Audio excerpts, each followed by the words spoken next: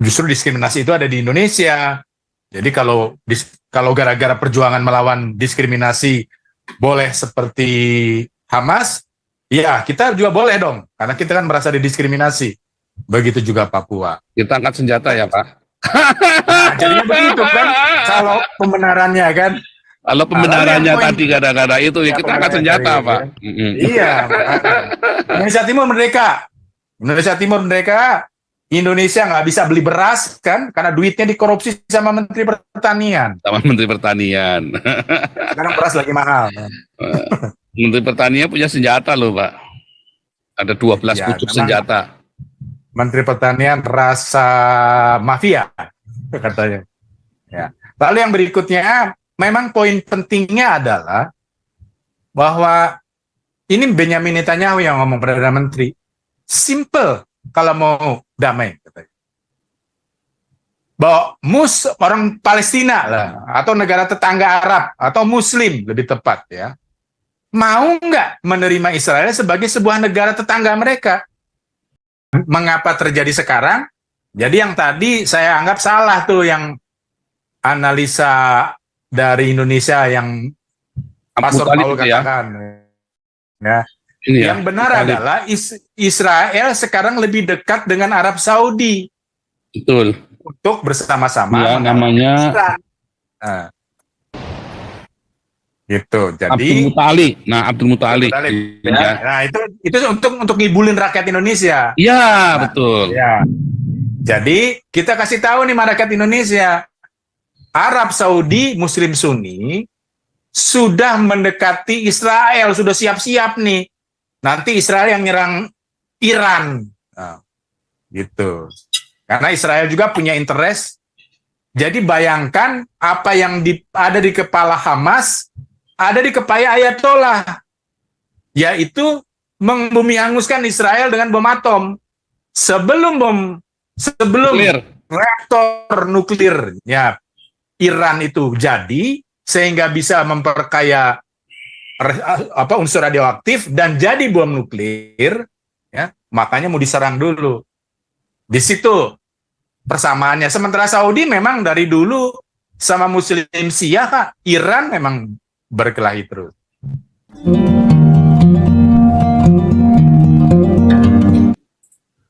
Ya, kita mulai dari Gajah Mada, silakan. Gajah Mada. Pakaian, silakan, pakaian. Ya Pak, salam Pak. Shalom pakaian. Luar biasa memang informasi saat ini. Akhirnya mendengarkan fakta dan kenyataannya yang benar. Tapi saya tidak bertanya banyak Pak. Seperti pertanyaan saya yang lalu, Haifa itu tempatnya di Karmel kan? Ya, tengah-tengah Pak, jadi jauh dari perbatasan. Tel Aviv, ya lupa tanya dari dulu, Tel Aviv itu dulu di Alkitab namanya apa itu Pak? Itu kota baru Pak, Tel Aviv ya Pak. 1 jam dari Yerusalem ya, dekat situ. Itu kan kota baru semua. Dataran kosong itu. Waktu di Alkitab belum ada namanya ya? Ya, tapi itu satu wilayah besar mungkin daerah itu ya. Saya belum sampai ke sana, ke geografi mendetail belum ya. Oh iya. Tapi itu kota baru. Jadi bukan kota tua, itu kota baru benar-benar dari nol dibangun, dari nol ya, dari cuman tanah padang gurun itu dibangun. Tadinya itu kan di tepi pantai persis ya. Itu benar-benar kosong melompong. Beda kalau itu ya, Akor, Haifa itu salah satu kota tua ya, selain kota tua. Makanya di situ di Haifa itu ada satu tebing yang tempat orang Arab, yang tempat yang sudah 1000 tahun lebih tinggal di situ, turun temurun generasi ke generasi. Ya, itu kota tua kalau Haifa ya. Haifa itu dari kata asal kotanya Kayafas itu berasal dari Haifa. Makanya kata Haifa, ada yang bilang, oh itu artinya Kayafas, katanya begitu ya. Nah, itu bedanya begitu. Haifa itu termasuk kota baru di zaman medieval period ya. tetapi diambil dari namanya Kayafas. Jadi ada sisa kotanya Karmel itu ya. Ya, dari Karmel dan Kayafas, daerahnya daerah orang-orang nelayan, dan Karmelnya itu di daerah pegunungan pegunungan batu, tempatnya rumahnya Elia. Nah, itu seperti itu. Jadi banyak kota tua. Israel itu adalah sebuah kota tua yang dibangun ulang. Tapi ada beberapa kota-kota baru ya. Tel Aviv salah satunya. Gitu Pak Kayan.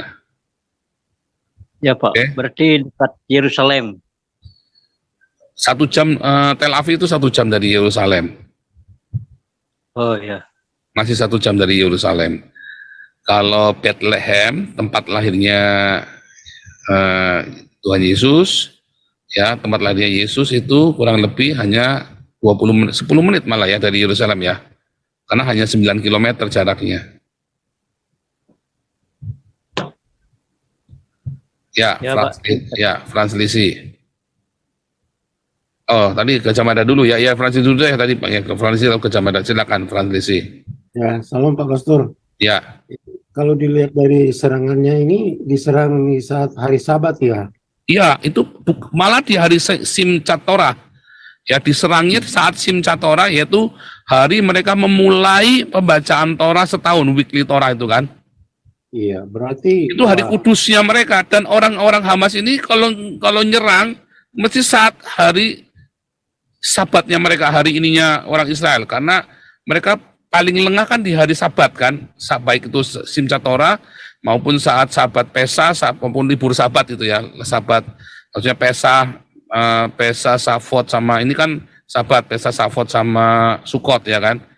Orang Israel, orang-orang kurang ajar ini nyerangnya selalu saat itu, sengaja mereka, karena kan banyak yang off duty kan. Dari balas hari Jumat ya sama Israel ya. Kenapa? Enggak dibalas hari Jumat sama Israel. Enggak dong, kan balas kan serangannya baru tadi malam sama subuh pagi, satu pagi Iya, subuh. iya. Iya. Ini Pak Pastor, saya kan pernah nonton Fauda. Itu kan intinya itu kan Interpol lah. Ya, Berarti Israel ini ya Interpolnya jebol dong kalau dilihat secara itu. enggak. Jadi begini, sekarang tadi saya sudah jelasin. Ini yang diserang adalah 22 titik perbatasan, di mana di situ mayoritas adalah orang-orang non-Yahudi. Jadi tidak akan diberi serapat, yang diserang berarti orang non-Yahudi lagi kan. Kalau mereka mau nyerang perang begitu, berarti kan yang mati kan orang Yahudi. Selama ini kan mereka nyerangnya Tel Aviv yang banyak orang Yahudinya, ya kan? Nah, kemudian sekarang mereka menyerang daerah perbatasan itu yang kebanyakan adalah orang non-Yahudi. Makanya tadi si Hanwan bilang, Pak, dari 300 itu yang mati, lebih dari 10 itu orang non-Yahudi yang Islam. Dari yang mati itu. Anggap ya. Ya. Jadi bukan intelijen kebocoran. Ya memang, ya siapa yang, misalnya ini kita kumpul nih ya, kita kumpul sama orang-orang, ya kayak misalnya kalian lagi kumpul di masjid apa tuh yang di Jakarta, masjid apa namanya lupa lagi, Istiqlal, ya kan? Terus kalian jualan es, ada yang jualan es di masjid itu, lalu dibom. Siapa yang nyangka orang mau ngebom Istiqlal? Bener nggak? Ya. Siapa yang nyangka orang Islam mau ngebom? Kalau orang Kristen ngebom Istiqlal, nggak mungkin sejauh bumi dari langit, ya kan? Orang Kristen ngebom Istiqlal. Tapi kalau ini orang Islam ngebom Istiqlal, mungkin nggak? Jadi. Oh, kemungkinannya kecil sekali, Pak. Bisa jadi, tapi kemungkinannya kecil sekali. Tetapi kan selalu peluang itu ada. Idul Fitri, apakah pengamanan Istiqlal seketat pengamanan Natal di katedral? Enggak. Benar nggak? Ya. Pengamanan di katedral saat Natal akan lebih ketat daripada saat Idul Fitri di Istiqlal. Nah, itu maksudnya seperti itu, Pak. Tiba-tiba Istiqlalnya dibom, bisa jadi kan? Karena orang goblok ini kan, memang dasarnya goblok ini kan. Memang dasarnya on. Nah, itu yang terjadi, Pak. Karena ada kebencian itu menggelapkan mata, Pak. agama dicampur dengan kebencian itu ya tadi ya, bahwa saya ingat sekali saudara, ada satu sumpahnya Dewi Kunti ya, saya tidak akan mati tenang kalau belum minum darahnya, sampai itu anak-anak tertuanya Kurawa itu, saya lupa ya, Duryodhana. Duryodhana ya, oh Duryodhana sih, iya Duryodhana ya, anak saya lupa sampai ya, anak tertuanya Kurawa itu, diminum ya, diminum darahnya, bukan Dewi Kunti, siapa dong? Yang, oh istrinya Yudhistira ya, Pancali ya, istri Yudhistira yang mau ditelanjangin itu ya, bukan Dewi Kunti, sorry ya, yang Pancali bener, yang mau ditelanjangi sama si Kurawa itu kan, ditelanjang gitu, tapi kan nggak lepas-lepas, ternyata panjang banget itunya ya. Dursasana, bukan Duryodhana, Dursasana ya. Dia mencampur adukan kebencian dengan agama, ya kan? Nah itu juga sama. Ketika tadi ya kita melihat Hamas mencampur adukan kebencian dengan agama, jadilah produk yang seperti itu, mata gelap, termasuk bom Bali, termasuk bom panci, bom gereja, termasuk yang Borobudur, yang di ini loh kemarin, yang di India itu loh, yang barusan terjadi, itu juga sama ya, ngeri ya. Pakistan, termasuk di Afghanistan, sesama orang Islam, karena mencampur adukan kebencian dengan agama. Nah itu yang kita mau belajar hari ini saudara ya. Bahkan orang Kristen pun bisa kerasukan itu saudara. Ya, saya tidak ada dasar dalam Kristen, tapi nanti saya tunjukkan bagaimana orang Kristen bisa jadi kadrun. Ya, dan bagaimana Anda supaya jangan jadi kadrun. Hari ini kita mau belajar itu. Sebentar, kita masih ada waktu ya. Lanjut. Gajah Mada. Ya, terima kasih ya. Jadi memang diskriminasi tadi sudah disebut ya. Jadi memang justru diskriminasi itu ada di Indonesia. Jadi kalau gara-gara perjuangan melawan diskriminasi boleh seperti Hamas, ya kita juga boleh dong, karena kita kan merasa didiskriminasi. Begitu juga Papua. Kita angkat senjata ya Pak. Nah, jadinya begitu kan, kalau pembenarannya kan. Kalau pembenarannya tadi gara-gara itu, ya kita angkat senjata Pak. Iya, Indonesia Timur merdeka. Indonesia Timur merdeka. Indonesia nggak bisa beli beras kan karena duitnya dikorupsi sama Menteri Pertanian. Sama Menteri Pertanian. Sekarang beras lagi mahal. Menteri Pertanian punya senjata loh Pak. Ada 12 pucuk senjata. Menteri Pertanian rasa mafia katanya. Ya. Lalu yang berikutnya, memang poin pentingnya adalah bahwa ini Benyamin Netanyahu yang ngomong Perdana Menteri. Simple. Kalau mau damai, katanya. Bahwa orang Palestina lah, atau negara tetangga Arab, atau Muslim lebih tepat ya, mau nggak menerima Israel sebagai sebuah negara tetangga mereka? Itu Benyamin Netanyahu yang ngomong. Lalu sedikit yang lebih mungkin menurut saya lebih kuat ya. Waktu itu bukan ngomong Palestina Pak, ngomongnya Hamas Pak, Benyamin Netanyahu Pak. Oh. Karena sejak tahun sebentar ya. Karena itu salah satu mata kuliah saya kan mengambil matrikulasi itu kan. Ada satu lagi saya ambil mata kuliah ini semester ini tentang khusus Palestina dengan Israel Pak. Wah ini ngeri sekali Pak. Jadi waktu kemarin itu ceritain musuh dari Israel itu bukan Palestina Pak, tapi Hamas. Intinya ya. Iya. Makanya tadi saya senang sekali tadi Hamas, Netanyahu bilang bahwa kita melawan Hamas. Iya. Palestina. Itu lebih tajam ya. Jadi Hamas ya. Muslim Syiah tadi sudah disebut kan? Iya. Muslim Syiah mereka. Syiah Pak. Ya, betul. Jadi sebenarnya begini, mengapa terjadi sekarang? Jadi yang tadi saya anggap salah tuh yang analisa dari Indonesia yang Pastor Paul katakan. Ya. Yang benar adalah Israel sekarang lebih dekat dengan Arab Saudi. Betul. Untuk bersama-sama. Ya, namanya. Nah. Gitu. Jadi. Abdul Muttalib. Ya. Nah itu untuk ngibulin rakyat Indonesia. Iya betul. Ya. Jadi kita kasih tahu nih masyarakat Indonesia, Arab Saudi Muslim Sunni sudah mendekati Israel, sudah siap-siap nih. Nanti Israel yang nyerang Iran. Nah, gitu. Karena Israel juga punya interest. Jadi bayangkan apa yang ada di kepala Hamas, ada di kepala Ayatollah, yaitu membumi hanguskan Israel dengan bom atom. Sebelum reaktor nuklirnya Iran itu jadi, sehingga bisa memperkaya unsur radioaktif dan jadi bom nuklir, ya, makanya mau diserang dulu. Di situ persamaannya. Sementara Saudi memang dari dulu sama Muslim Syiah, Iran memang berkelahi terus. Lalu yang terakhir, bahwa bukan hanya di Kristen kutukan terhadap Israel. Ini hati-hati buat Indonesia.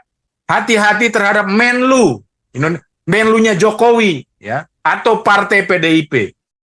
Termasuk Jokowinya sendiri, sama Ya, termasuk Jokowi sendiri, ya, sama Ganjar ya. termasuk. Bahwa kutukan itu bukan hanya di Alkitab, tapi juga di Al-Quran. Al-Maidah ayat 21 yang ngomong bukan saya. Nanti saya akan kirim linknya. Yang ngomong di televisi Kuwait. Ya, bahwa mereka mengakui bahwa Israel bukan penjajah. Berdasarkan ayat Quran loh. Kalau ada yang menuduh Israel penjajah, kalian akan terkutuk. Nah, dan dia kan kutukannya terjadi semua kan? Jadi itu saja yang saya mau ngomong, bahwa hati-hati dengan orang Indonesia, ya. Menteri luar negeri, orang-orang Indonesia yang kadrun, ya, yang sangat benci kepada Israel, karena memang dasarnya di situ, ya. Kalau nanti mau diperdalam, bagus, ya. Jadi kebencian terhadap Israel itulah yang sekarang ini memang biadab sekali, ya, serangan biadab. Dan Benyamin Netanyahu sudah mengatakan akan menyerang Hamas sehingga tidak bisa lagi berbuat seperti ini. Caranya bagaimana? Kalau menurut saya, caranya adalah membuang Hamas dari Gaza ke laut. Jadi nggak ada lagi Hamas di Gaza. Ya, itu. Nah, itu saja Pastor Paul Jam. Terima kasih, luar biasa ya. Jadi ada satu yang bagus ya tadi Esternya Pak Kacamada, bahwa itu tertulis bukan hanya di kitab orang Yahudi dan orang Kristen, tetapi di dalam Al-Quran. Pertanyaannya, ya, mengapa kemudian setelah tulis di Al-Quran, lalu Muhammad malah mengajak umatnya untuk ya kan? Artinya seluruh Quran itu bukan dikompil oleh Muhammad, saudara. Sebetulnya tadinya hari ini saya itu mau cerita dari manakah asal usulnya Al-Quran. Saudara tahu ada banyak sekali ketidakkonsistenan di dalam Al-Quran. Yang satu bilang ini, satunya bilang ini, saudara. Katanya ini, kok ini, itu tadi ya. Katanya Muhammad orang yang jujur, tapi kok bohong, ya kan? Tadi ya, katanya Al-Quran itu firman Allah, tapi kok bisa ada Al-Fatihah, ya kan? Apakah Al-Fatihah adalah perkataan Allah? Nah, itu contoh seperti itu ya. Dan termasuk bagaimana ributnya Utsman dengan Abdallah. Nah, sebenarnya tadi kita mau bahas itu hari ini, saudara ya. Tetapi dari manakah asalnya kebencian itu tadi? Nah, sebenarnya. Jadi kita tahu bahwa Al-Quran ini intinya adalah kompilasi dari orang-orang setelah Muhammad, dan itu tidak semuanya perkataan, bahkan apalagi perkataan Allah, bahkan tidak semuanya perkataan Muhammad. Tapi dari orang yang mengkompil itu termasuk si Utsman, Umar, dan selanjutnya, ya. Dan semua detil pengajaran dalam Al-Quran itu kan harus dilakukan menjadi syariat. Jadi kalau ada salah satu saja, maka kamu akan masuk neraka, saudara, sebetulnya. Ada salah satu, karena kan jadi nggak sesuai kan dengan keinginan dari Allah. Beda ketika Anda mengikuti Alkitab. Oh, sudah dirubah-rubah, Pak. Tetapi Tuhan Yesus ngomong apa? Kan orang Samaria itu, perempuan Samaria bilang apa? Nenek moyangmu berkata menyembah harus di Yerusalem. Nenek moyangku berkata menyembah di gunung ini, Gerizim. Tapi nenek moyangmu berkata menyembah harus di Yerusalem. Tuhan Yesus apa kalau langsung bikin apologetik mempertentangkan itu? Oh, kamu tuh orang Samaria, saya tuh orang taruh Yerusalem, kamu sana nih asal usulnya begini nih. Enggak, udah. Nanti nggak disingkat di sana, tapi menyembah di dalam roh dan kebenaran. Ya, karena ada satu prinsip di dalam kekristenan ya yang sama dengan Yudaisme. Ketika ada banyak sekali tafsir dari orang-orang Yudaisme, saudara. Prinsipnya apa? Katanya Akiva, katanya Hillel dan Akiva, mengasihi Tuhan dan mengasihi sesama. Karena resitnya, ya recite-nya dari Shema Israel kan, Shema Israel, Adonai Eloheinu, Adonai Echad. Ahavka Adonai Eloheinu, Pekol Levevka, Upekol Nefseka, Upekol Meodeka. Ya kan? Kasihlah Tuhan Allahmu. Ya kan? Lalu kemudian di dalam beberapa ayat lagi yang secara terpisah, si Akiva maupun Hillel dan Yesus dan Paulus mengatakan hal yang sama. Dua rabai Yudaisme, dua rabai dari pihak kita. Ya, bahwa kasihlah sesama manusia itulah inti dari hukum Taurat. Jadi mau sejarahnya salah, kata-katanya ini kurang, pokoknya dua ini. Kasihlah Tuhan dan kasihlah sesama. Lakukan ini. Bagaimana caranya? Dengan syariat? Tidak. Diajari lagi sama Tuhan Yesus. Apakah mengasihi sesama? Siapakah sesama? Tuhan Yesus ngajarin orang Samaria yang baik hati. Jadi tidak, bagi orang Yahudi dulu sesama itu adalah sesama orang Yahudi. Tetapi kemudian bagi orang Kristen, karena itu adalah agama adalah sebuah jalan hidup internasional, maka yang namanya sesama itu kita semua, mau orang negro, orang Cina, mau orang kulit merah, kulit putih, hitam, semua kita sesama. Itu yang namanya sesama. Mau kamu Islam, Kristen, bahkan kamu Hamas, kamu Fatah, kamu Yahudi, kamu Kadrun, kamu Kristen, kamu sesama. Itulah sesama. Apa mengasihi Tuhan yang tidak kelihatan? Diajarin. Kalau kamu melakukan kepada orang yang paling hina ini, kamu sedang melakukannya untuk aku. Itu mengasihi Tuhan yang tidak kelihatan. Ya, itu mengasihi orang yang paling hina. Siapa yang paling hina dalam hidupmu? Pengemiskah? Musuhmu kah? Siapa yang paling hina dalam hidupmu? Kamu berikan perlakuan yang baik. Kamu sedang melakukan yang baik buat Tuhan. Kamu berikan perlakuan yang jahat, maka kamu sedang menjahati Tuhan. Sama ya. Bagus ya. Pak Kwang silakan.